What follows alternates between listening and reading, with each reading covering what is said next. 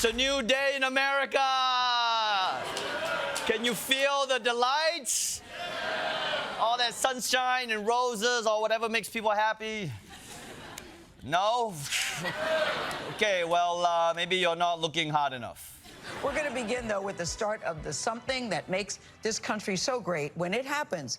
We're talking about the promise of a peaceful transfer of power.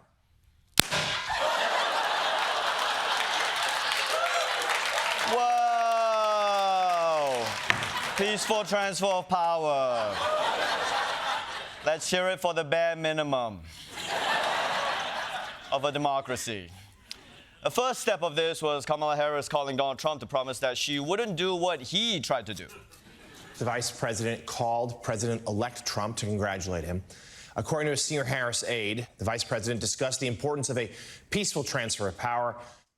Yes, Kamala called Trump, conceded the race, and told him there should be a peaceful transfer of power. And you know, as soon as Trump hung up the phone, he was like, yeah, that's great, pussies. So I guess American democracy still works as long as the guy who likes overthrowing the government wins the election, because then he won't overthrow the government. So with the transfer happening, we're going to be talking about Trump again every day for another 4 years, I guess. And I, for one, did not think that when I came out of the jungles of Malaysia to do comedy that I would be making jokes about Donald Trump every day for 13 years straight. 13 years. I don't talk about anybody as much as I don't talk about my mom as much as I talk about this guy. I don't talk about my wife as much as I talk about this guy. Yo, my wife thinks I'm having an emotional affair with him. I'm going to be talking about this guy on my deathbed, okay? Which I assume will be in 3 years when he somehow brings back the bubonic plague. And you might be sitting at home saying, well, Ronny, why don't you just shut the up about Trump? Well, for the same reason CNN doesn't shut the up about him. Money! Lots and lots of money! So let's get these dollars right now and get back to Donald Trump. And you know what? Attitude is everything. I'm going to be optimistic. If Donald Trump can get some good people around him this time, maybe he'll do good for the country. I mean, who is he getting to help him with the transition? I'm going to be heavily involved on the transition. Great.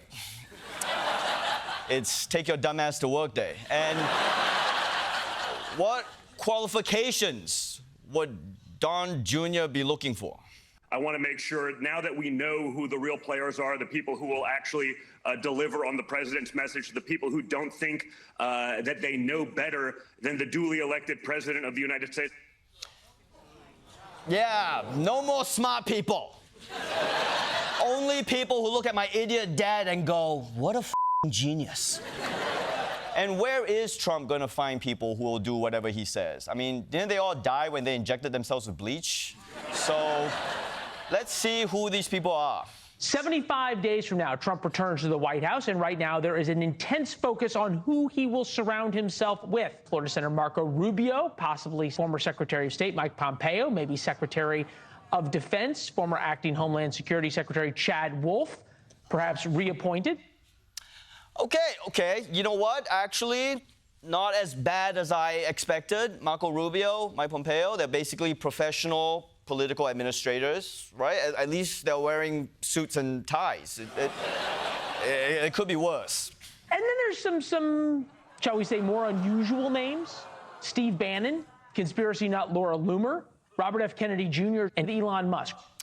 Okay, yeah, it's worse.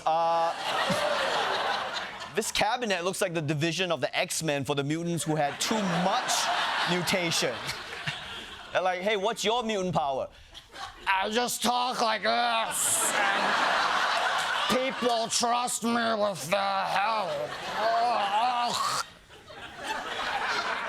Okay, so this is the A-team, and other names floated for his cabinet include Hannibal Lecter, the Menendez brothers, the polio virus, and for Secretary of Transportation, a Cybertruck with a Hitler mustache.